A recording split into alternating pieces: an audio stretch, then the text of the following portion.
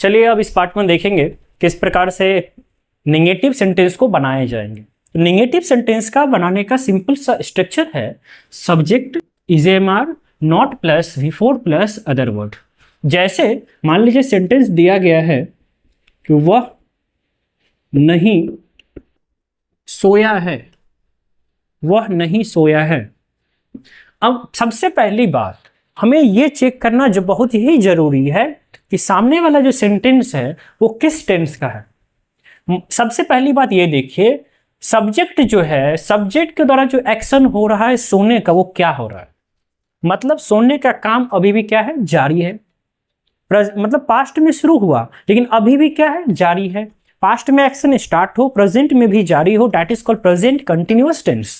ठीक है, लेकिन इसमें नहीं लगा है, मतलब क्या प्रेजेंट कंटिन्यूअस के नेगेटिव सेंटेंस है। इसको यदि बनाना हो तो क्या बनाएंगे, he is not sleeping, he is not sleeping. जैसे मान लीजिए और सेंटेंस दिया रहे कि हम लोग आज स्कूल नहीं जा रहे हैं। हम लोग का मीनिंग क्या हो जाएगा, तो हम लोग का मीनिंग होगा वी है प्लूरल तो लग जाएगा आर, नहीं है तो नॉट। जाना का मीनिंग क्या होगा, गो को एनजी फॉर्म में बदलेंगे, क्या हो जाएगा, going to school. Going to school, कब नहीं जा रहे हैं, आज नहीं जा रहे हैं, तो आज का मीनिंग हो गया टुडे। अगला एक और सेंटेंस लीजिए, सीता गाना नहीं गा रही है। तो सीता का क्या हो जाएगा, सीता होगा। सीता सिंगुलर है तो क्या होगा, इज होगा। नहीं है तो नॉट होगा। गाना का क्या होगा, singing a song, singing a song.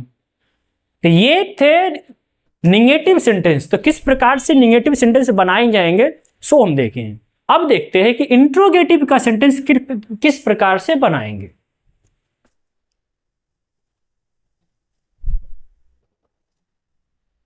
चलिए, सबसे पहली बात, इंट्रोगेटिव सेंटेंस किसको कहेंगे। इंट्रोगेटिव सेंटेंस उस सेंटेंस को बोलेंगे जिसमें प्रश्न किए जाते हैं। और प्रश्न हमेशा दो प्रकार के होते हैं। जब भी आपसे कोई प्रश्न पूछता है तो उसका जवाब दो तरीके से होती है, या प्रश्न जो पूछने का प्रश्न जो होते हैं वो दो तरीके के प्रश्न होते हैं। पहला प्रश्न जिसका आंसर हाँ या ना में दे सकते हैं। जैसे आपसे पूछे क्या आप बीमार हैं, बीमार रहिएगा तो बोलिएगा हाँ मैं बीमार हूं, यदि बीमार नहीं है तो ना। लेकिन यदि आपसे यही पूछ लिया जाए कि आप बीमार कब से हैं, क्या इसका आंसर हाँ या ना में दे सकते हैं, बिल्कुल नहीं दे सकते हैं। इसके लिए एक्सप्लेनेशन करना पड़ेगा, एक्सप्लेन करना पड़ेगा, उसको समझाना पड़ेगा कि बुखार लगा है, सर्दी लगा है, जो कुछ भी हुआ है। तो मतलब क्या, इंट्रोगेटिव सेंटेंस दो प्रकार के हैं। पहला यस नो इंट्रोगेटिव जिसका आंसर हाँ या ना में दे सकते हैं। दूसरा WH इंट्रोगेटिव जिसका आंसर हाँ या ना में नहीं दे करके बल्कि कुछ शब्दों में, कुछ लाइनों में सामने वाले को, पूछने वाले को समझाया जाता है। That is called WH interrogative sentence. अभी जो पढ़ने वाले हैं वो है यस नो इंट्रोगेटिव सेंटेंस। तो यस नो के लिए स्ट्रक्चर सबसे पहले देखेंगे। स्ट्रक्चर है, सबसे पहले इंट्रोगेटिव का स्टार्टिंग होगा हेल्पिंग वर्ब से। और प्रेजेंट कंटिन्यूअस का हेल्पिंग वर्ब क्या है, तो प्रेजेंट कंटिन्यूअस का हेल्पिंग वर्ब है is am are plus subject plus V four plus other word. यह है प्रेजेंट कंटिन्यूअस का यस नो इंट्रोगेटिव सेंटेंस का स्ट्रक्चर। जैसे देखिए, क्या मैं पढ़ रहा हूं, पहला क्वेश्चन। दूसरा, क्या वह आदमी आ रहा है, क्या सीता की बहन रो रही है,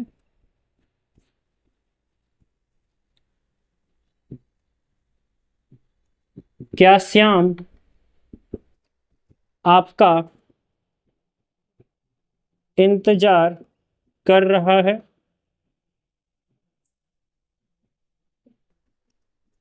सबसे पहला क्वेश्चन, क्या मैं पढ़ रहा हूं, क्या मैं पढ़ रहा हूं, अब सबसे पहले सब्जेक्ट के अगला जो सेंटेंस है, अगला सेंटेंस में जो सब्जेक्ट है वो है वह आदमी, और वह आदमी क्या होता है, सिंगुलर होता है। तो सिंगुलर सब्जेक्ट में क्या लगेगा, इज लगेगा। इसमें क्या दे दिए, इज दैट मैन कमिंग, ये दूसरा सेंटेंस बन गया। तीसरा है क्या सीता की बहन रो रही है, क्या सीता की बहन के लिए क्या होगा, is Sita's sister, is Sita's sister. रोना का मीनिंग होता है विप, विप में क्या जोड़ेंगे, आईएनजी जोड़ेंगे, हो गया विपिंग। इसके बाद क्या श्याम आपका इंतजार कर रहा है, तो is Shyam waiting for you. तो ये थे प्रेजेंट कंटिन्यूअस के यस नो इंटरोगेटिव सेंटेंस के सेंटेंस एग्जांपल्स। अब अगले पार्ट में देखेंगे कि WH इंटरोगेटिव सेंटेंस किस प्रकार से बनाया जाएगा, उसके बाद होगा इन्फिनेटिव का यूज कैसे होगा। चलिए अगला टॉपिक है WH interrogative sentence. WH interrogative sentence में सबसे पहले देंगे WH वर्ड, उसके बाद देंगे इज एम आर, नेक्स्ट होगा सब्जेक्ट, उसके बाद होगा V4, V4 के बाद अदर वर्ड। इसमें सिंपल सा क्वेश्चन ये बनता है कि सर WH वर्ड कैसे, क्या होता है, कैसे आइडेंटिफाई करना है। तो WH वर्ड क्या, WH वर्ड ऐसे वर्ड को बोलेंगे जो सेंटेंस में आकर के क्वेश्चन क्रिएट करने की काम करे। जैसे देखिए वह आ रहा है, इसमें कोई क्वेश्चन हुआ, बिल्कुल नहीं हुआ। वह आ रहा है, ठीक है आ रहा है, कोई क्वेश्चन नहीं है। लेकिन इसी में दे दे वह कब आ रहा है, अब इसमें कौन ऐसा वर्ड है जो सेंटेंस में क्वेश्चन क्रिएट कर रहा है, तो वह वर्ड है कब। कब एक ऐसा वर्ड है जिसमें यह पता चलता है कि सेंटेंस में क्वेश्चन कर रहा है। तो इस वर्ड को क्या बोलेंगे, WH वर्ड। WH वर्ड कौन कौन होंगे, जैसे हो गया व्हाट, व्हाट मीन्स क्या, अगला है व्हेन, व्हेन मीन्स कब, अगला है हाउ, हाउ मतलब कैसे, इसके बाद है वेयर, वेयर मतलब हो गया कहाँ, इसके बाद हो जाएगा आपका जो हु मतलब कौन हो गया, क्या हो गया कौन। व्हाट मीन्स क्या, व्हेन मतलब कब, हाउ मतलब कैसे, वेयर मतलब कहाँ, हु मतलब कौन। ऐसे इन सभी को क्या बोलेंगे, WH वर्ड बोलेंगे, WH वर्ड बोलेंगे, WH word. As for example ले लीजिए, आप कब आ रहे हैं, तो कौन ऐसा वर्ड है जो क्वेश्चन बना रहा है, तो वो वर्ड है कब। कब का मीनिंग क्या होता है, व्हेन। WH वर्ड के बाद क्या देना है, इज एम आर, तो अकॉर्डिंग टू सब्जेक्ट होता है इज एम आर, क्या हो गया, when are you coming, when are you coming, ये पहला हो गया। चलिए दूसरा देखते हैं, मैं कब जा रहा हूं, मैं कब जा रहा, आप किसी से क्वेश्चन पूछ रहे कि मैं कब जा रहा हूं, तो कब जो एक वैसा वर्ड है ना, ये आपका क्वेश्चन क्रिएट कर रहा है। फिर हो गया व्हेन एम आई गोइंग, जाना का मीनिंग क्या होता है, गोइंग। फिर से एक एग्जांपल ले लीजिए और यहां पर लिख दीजिए, यहीं पर लिख दीजिए चलेगा। जैसे सीता क्यों रो रही है, तो क्यों का मीनिंग क्या हो गया, वाई इज सीता वेपिंग।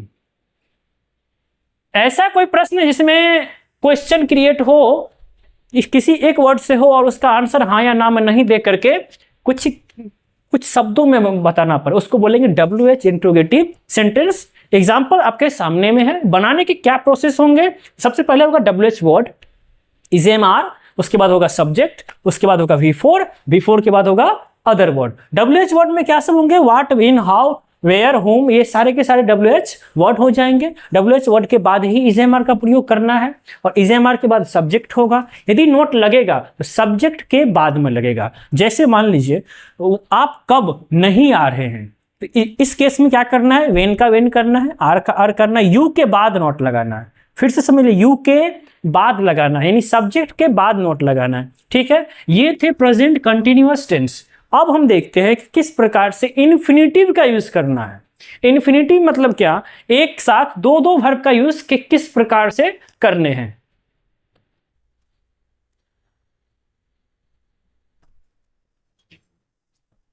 चलिए, इन्फिनेटिव का अर्थ होता है 2 + V1।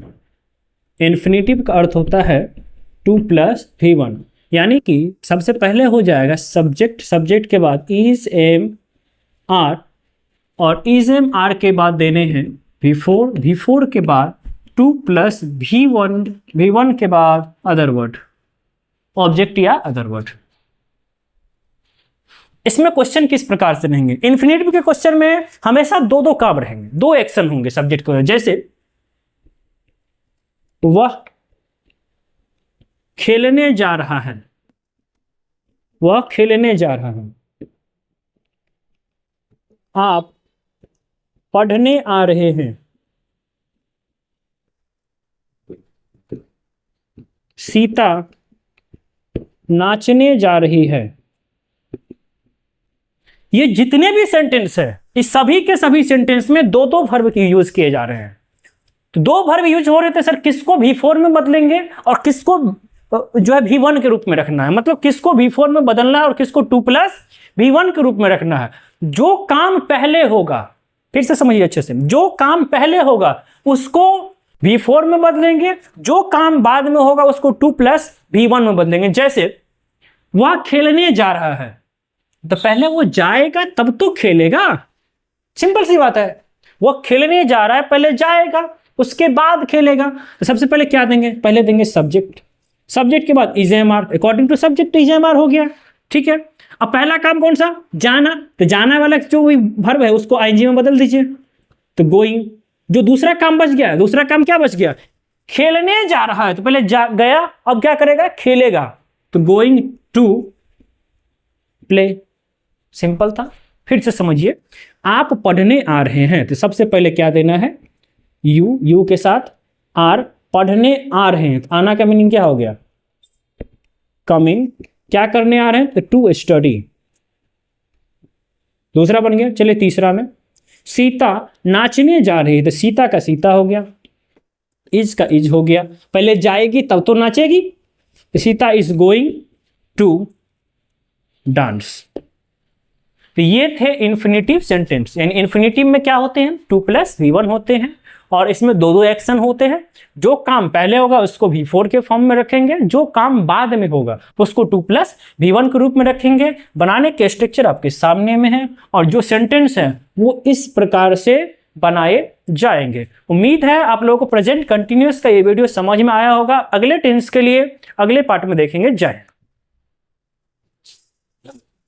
अगले पार्ट में हम लोग ये देखेंगे प्रेजेंट कंटिन्यूअस टेंस से किस प्रकार से क्वेश्चन दिए जाएंगे एमसीक्यू बेसिस पे, जिसमें से पहला क्वेश्चन है, the baby ... because it is hungry now, मतलब बच्चा रो रहा है, कब रो रहा है, इट इज हंग्री नाउ, अभी वह भूखा है, मतलब अभी भूखा है इसीलिए अभी रो रहा है। मतलब एक्शन जो है ना रोने का कब हो रहा है, प्रेजेंट में हो रहा है। तो जब कोई काम प्रेजेंट में जारी हो, पास्ट में स्टार्ट हुआ लेकिन क्या हो, प्रेजेंट में जारी हो, उसमें उसको बोलेंगे प्रेजेंट कंटिन्यूअस का सेंटेंस। और प्रेजेंट कंटिन्यूअस में क्या सब लगाते हैं, हेल्पिंग वर्ब के रूप में is am are, main verb के रूप में V4। तो सबसे पहली बात, तो अपने पास दो ऑप्शन है, एक V5 और दूसरा है इज क्राइंग। पहला है क्राइस और दूसरा क्या है, इज क्राइंग।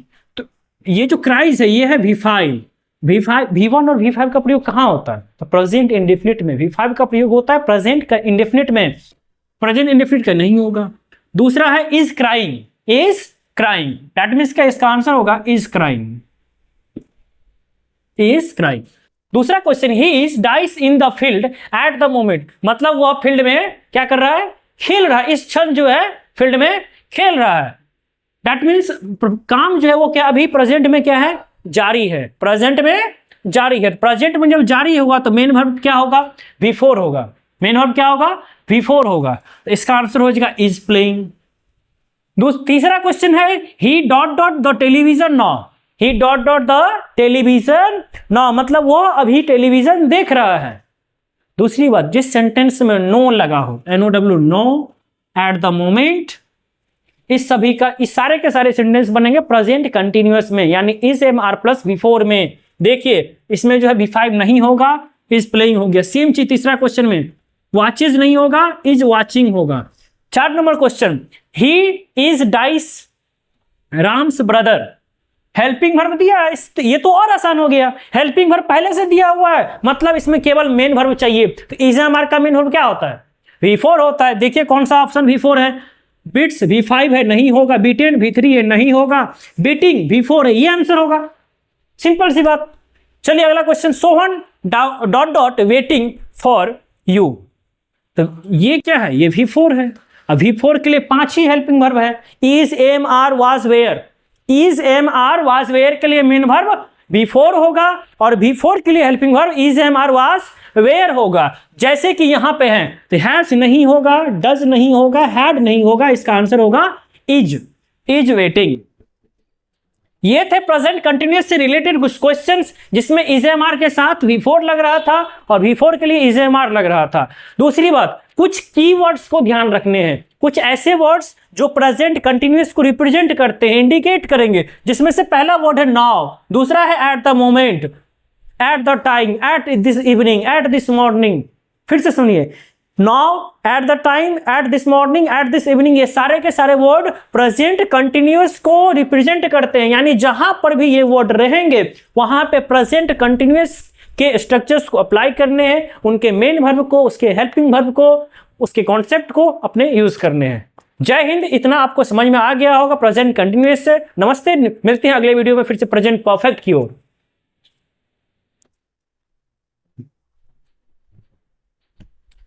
आपने चिल्ला चिल्ला के, वीडियो बंद हो गया रे।